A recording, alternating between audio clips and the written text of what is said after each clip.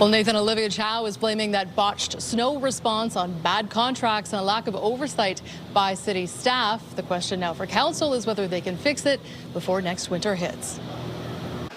As the sun beat down on City Hall today, officials inside were trying to turn down the heat on a fumbled file. We know it's a hot day today. We should be planning for the snow.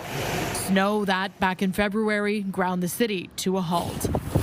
50 centimeters in a week that in some places sat uncleared for days in what the mayor today called a systemic failure. The city staff in charge with managing the snow clearance failed in their job.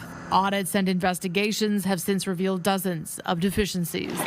Snow clearing machines were unreliable and broke down at critical times.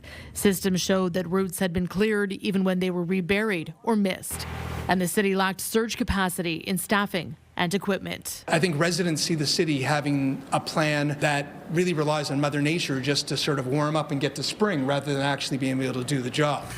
Of 29,311 calls for help, only 51 were answered. That is a systemic failure of ignoring the basic needs of trying to get out onto the street. The mayor has to be the CEO of the city, and accountability, performance, and results starts at the top. And so, that's her approach to go out and blame the staff. The executive committee today calling on council to greenlight a major snow event plan to make sure the February failure doesn't happen again. Poor performance management, not good enough contract management or contract language, and the city manager has now said that he's going to have a very deep look, forensic look at this contract. We didn't have a strong enough plan in place with enough of the operational details that we still lack some of the quality assurance pieces to just let people know, A, your street's been plowed or it hasn't.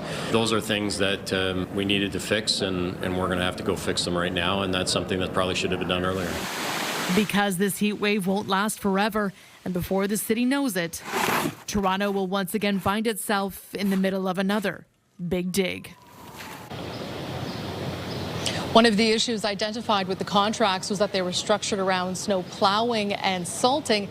Councillors recommending today a standalone contract for large-scale snow removal. Reporting live at City Hall, I'm Natalie Johnson. Michelle, over to you. Thank you.